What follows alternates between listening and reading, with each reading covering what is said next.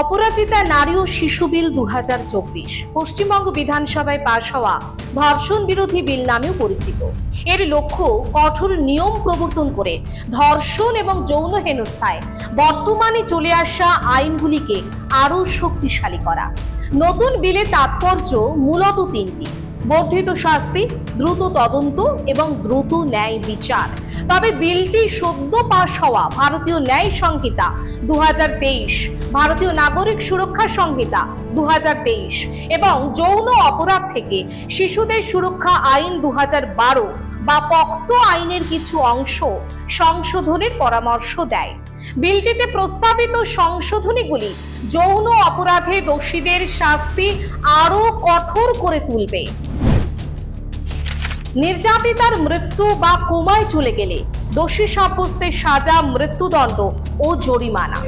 নির্যাতিতা জীবিত থাকলে বা কোমায় চলে না গেলে দোষী সাব্যস্তের সাজা যাবজ্জীবন কারাদণ্ড ও জরিমানা। 3. দোষী সাব্যস্তের জরিমানার অর্থ দিয়ে নির্যাতিতার চিকিৎসা ও পুনর্বাসনের ব্যবস্থা করা হবে। 4. নির্যাতিতার পরিচয় প্রকাশ্যে আনলে 3 থেকে 5 বছরের কারাদণ্ড। ধর্ষণের ঘটনায় 21 দিনের মধ্যে তদন্ত প্রক্রিয়া সম্পন্ন করতে হবে। 6 নম্বরে কি আছে? 21 দিনের মধ্যে তদন্ত শেষ না হলে এসপি পদমর্যাদার অফিসারদের হাতে তদন্ত প্রক্রিয়া স্থানান্তর করা হবে। 7. তদন্ত প্রক্রিয়া স্থানান্তরের পর 15 দিনের মধ্যে তদন্ত শেষ করতে হবে। 8. নারী ও শিশুদের বিরুদ্ধে যৌন অপরাধে তদন্তের জন্য পুলিশের স্পেশাল ইনভেস্টিগেশন টিম গঠন করা হবে।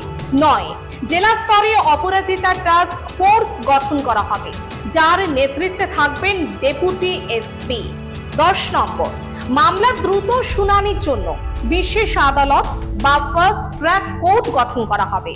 11 নম্বরে কি আছে না, বিনা অনুমতিতে শুনানি সংক্রান্ত তথ্য প্রকাশ্যে আনলে 3 থেকে 5 বছরের কারাদণ্ড।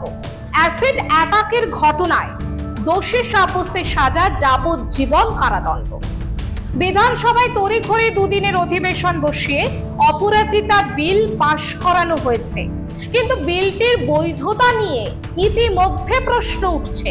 বিশেষ করে কেন্দ্র নতুন আইন করেছে, এবার সেই আইন সংশোধন করতে রাজ্য আরো একটি বিল এনেছে। পশ্চিমবঙ্গ সরকারের নতুন বিলে ভারতীয় ন্যায় সংহিতা বা বিএনএস এর 64, 66, 68, 70, 71, 72, 73 এবং 124 নম্বর ধারাগুলিতে সংশোধনীর প্রস্তাব গ্রহণ করা হয়েছে। এছাড়াও ভারতীয় নাগরিক সংহিতা বা বিএনএসএস এর 193 ও 346 ধারা সংশোধন করার প্রস্তাব রয়েছে। এছাড়া পক্সো আইনেরও কিছু ধারা সংশোধনের প্রস্তাব করা হয়েছে। এবার দেখা যাক কেন্দ্র সরকারের আনা নতুন আইনে কি রয়েছে। বিএনএস এর 64 নম্বর ধারায় ধর্ষণের জন্য শাস্তির বিধান রয়েছে। ন্যূনতম 10 বছরের কারাদণ্ড, প্রয়োজনে আজীবন কারাদণ্ড পর্যন্ত বাড়ানো যেতে পারে। জরিমানার বিধানও রয়েছে। বিএনএস এর 66 নম্বর ধারায় উল্লেখ রয়েছে, যদি ধর্ষণের পর নির্যাতিতার মৃত্যু হয় বা কোমায় চলে যায় তাহলে দোষী সাব্যস্তের ন্যূনতম 20 বছরের কারাদণ্ড, প্রয়োজনে আজীবন কারাদণ্ড, এমনকি মৃত্যুদণ্ড পর্যন্ত হতে পারে। গণধর্ষণে দোষী সাব্যস্তদের ন্যূনতম 20 বছরের কারাদণ্ডের সাজা। নির্যাতিতার বয়স 18 বছরের কম হলে দোষী সাব্যস্তদের কমপক্ষে যাবজ্জীবন কারাদণ্ড, হতে পারে মৃত্যুদণ্ড। একই অপরাধ পুনরায় ঘটালে দোষী বা দোষী সাব্যস্তদের কমপক্ষে যাবজ্জীবন কারাদণ্ড, হতে পারে মৃত্যুদণ্ড, করা হবে জরিমানাও। নির্যাতিতার পরিচয় প্রকাশে দোষী সাব্যস্তদের 2 বছরের কারাদণ্ড এবং জরিমানাও হতে পারে। আদালতে শুনানি সংক্রান্ত তথ্য প্রকাশেও দোষী সাব্যস্তদের 2 বছরের কারাদণ্ড এবং জরিমানাও হতে পারে। 18 বছরের কম বয়সী নাবালিকাকে ধর্ষণ ও গণধর্ষণের ঘটনায় দোষী সাব্যস্তদের যাবজ্জীবন কারাদণ্ড ও মৃত্যুদণ্ডের বিধান রয়েছে। 16 বছরের কম বয়সী নাবালিকাকে ধর্ষণ ও গণধর্ষণের ঘটনায় ন্যূনতম 20 বছরের কারাদণ্ডের সাজা। যাবজ্জীবন কারাদণ্ডও হতে পারে।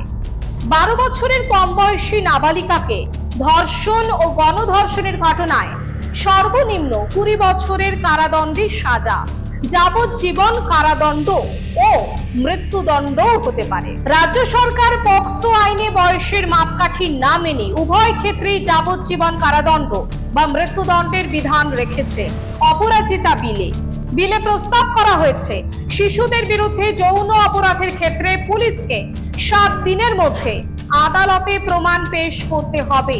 এর জন্য ভারতীয় নাগরিক সংহিতা বা BNSS এ সংশোধনের প্রস্তাব করা হয়েছে। কিন্তু এটা কি সম্ভব? দেখা যাক ভারতের সংবিধানে কি লেখা আছে। ভারতের সংবিধানে 254 নম্বর অনুচ্ছেদের 2 নম্বর ধারায় বলা হয়েছে যে কোনো রাজ্য কেন্দ্রীয় আইনের পরিপন্থী আইন আনতে পারে, তবে ওই আইনে রাষ্ট্রপতির সহমত থাকতে হবে। অর্থাৎ পশ্চিমবঙ্গ বিধানসভায় পাশ হওয়া অপরাজিতা বিল এবার রাষ্ট্রপতির কাছে পাঠানো হবে। রাষ্ট্রপতি সই করার পরই রাজ্যে অপরাজিতা বিল আইনে পরিণত হবে। এবার রাষ্ট্রপতি সই না করলে ফের উত্তাল হয়ে উঠতে পারে কেন্দ্র রাজ্য রাজনৈতিক পরিস্থিতি। অপরাজিতা বিল পাশ, এরপর কি? শাসক দল তৃণমূল কংগ্রেস ও বিরোধী দল বিজেপি উভয় সমর্থনে অপরাজিতা বিল পাশ হয়েছে বিধানসভায়। শুধু বিল পাশ করালেই হবে না, দ্রুত আইন কার্যকর করতে রাজ্যকে চ্যালেঞ্জ ছুড়ে দিয়েছেন বিরোধী দলনেতা শুভেন্দু অধিকারী। এর প্রেক্ষিতে মুখ্যমন্ত্রী মমতা বন্দ্যোপাধ্যায় বলেন, রাজ্য চাইলে পৃথক আইন চালু করতে পারে। দেশের সংবিধান রাজ্যকে সেই ক্ষমতা দিয়েছে। উদাহরণস্বরূপ অন্ধ্রপ্রদেশ এবং মহারাষ্ট্রের নাম করেন তিনি। বলেন ওই দুটি রাজ্য নিজেদের আলাদা আইন আনছে।